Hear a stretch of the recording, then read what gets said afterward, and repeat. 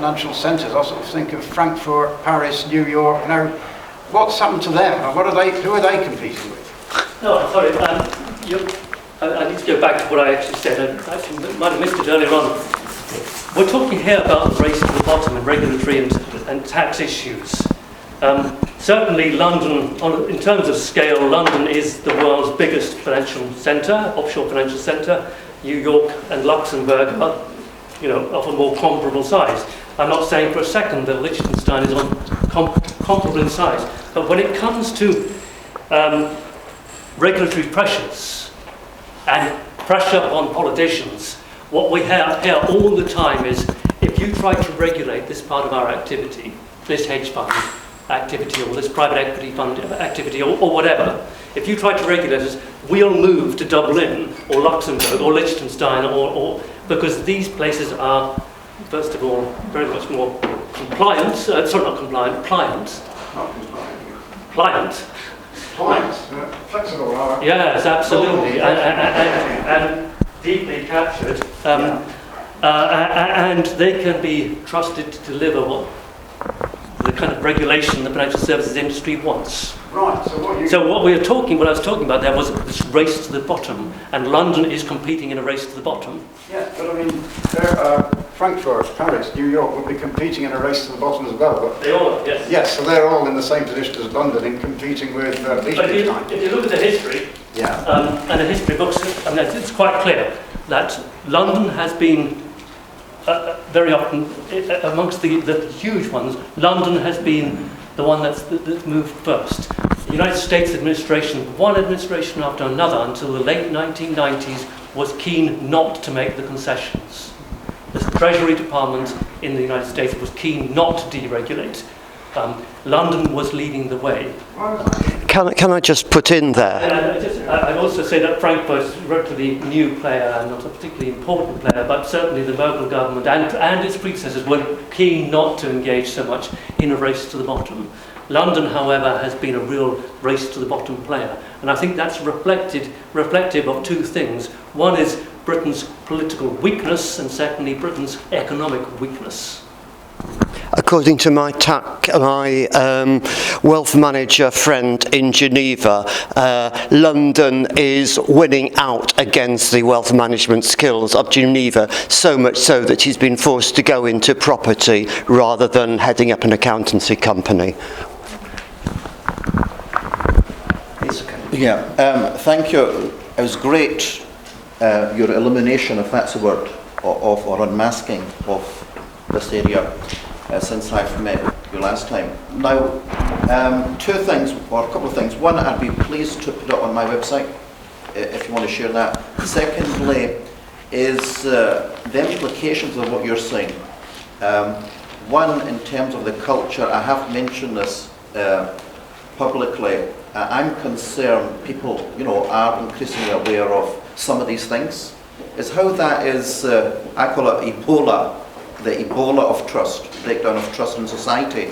How is this whole disease, that you've mentioned from the top, affecting, society?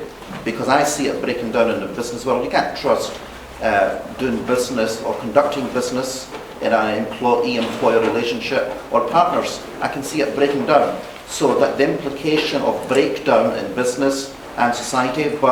And finally, recently, which was amazing, I'd like your critique of it.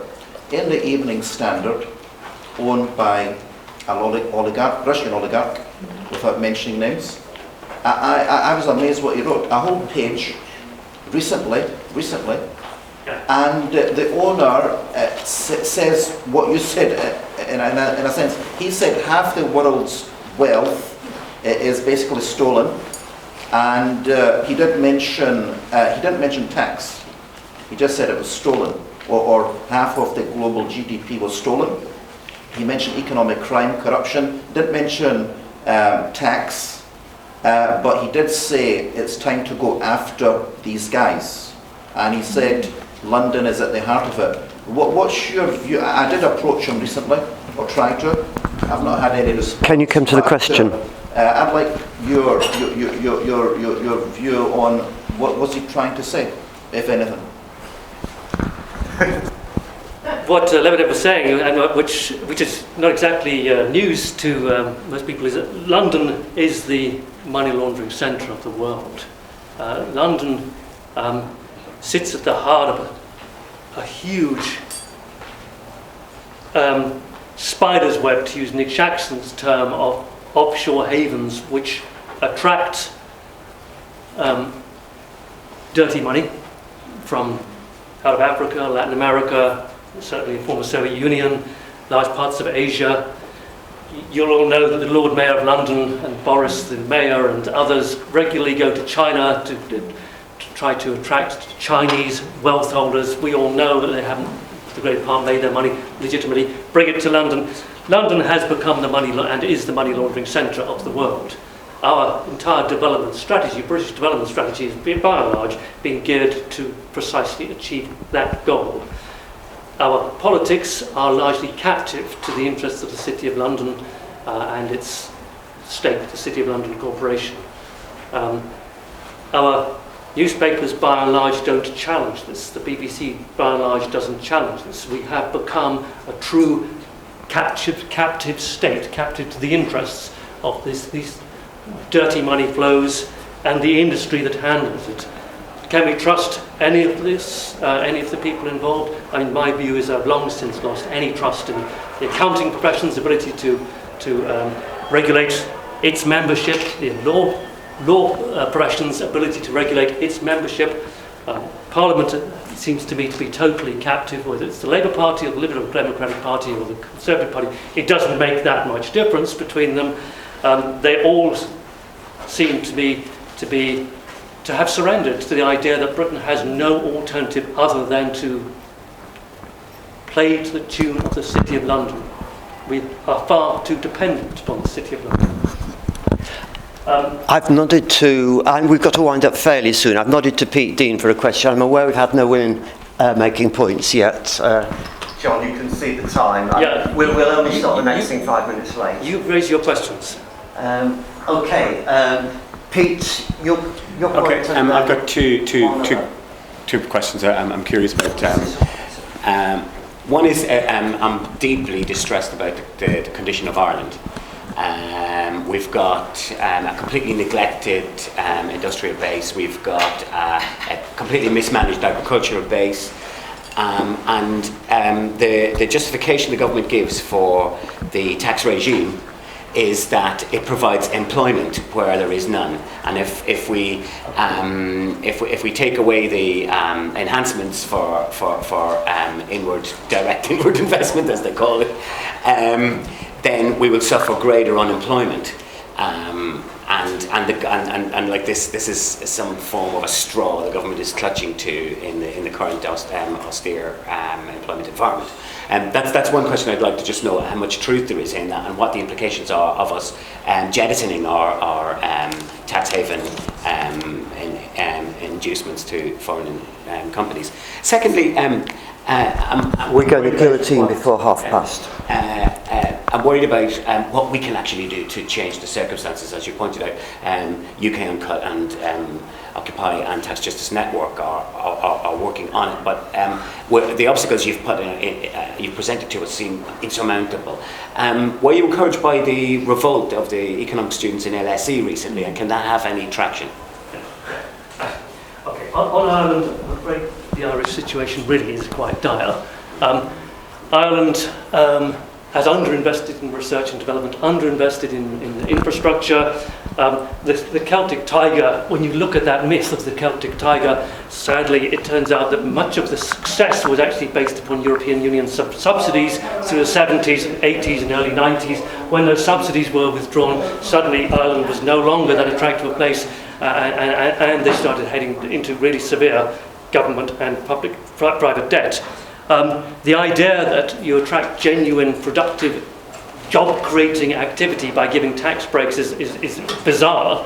And Ireland is now under political pressure. It was entirely predictable that the rest of the world was going to react to it. Last week it had to announce that it was going to withdraw its double Irish tax agreement, which is what the facility, which is what attracted Amazon and Google and so on to start booking their profits through Ireland. It's not a sustainable development practice, because whatever Ireland can do, Estonia can do cheaper in that respect in terms of tax breaks. They can subsidise to an even greater extent. So I'm afraid the development strategy was flawed to begin with. And one of the saddest things about Ireland is their real wealth has been migrating. The really clever people in Ireland leave and had been leaving in their tens of thousands in the last 4 years, and that's tragic at the family level. In the same, by the way, is happening in Jersey.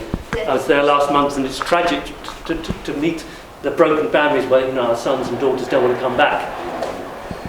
So it has a very human cost.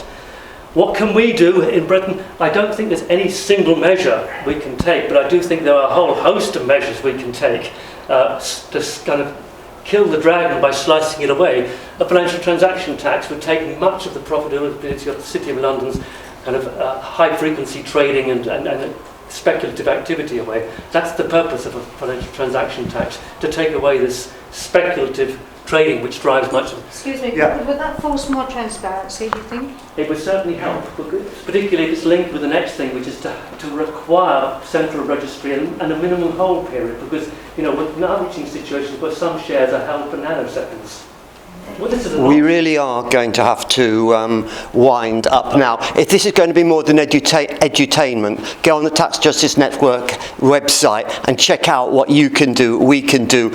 Reminder, anybody donating more than £3 here towards various costs we've got, John has very generously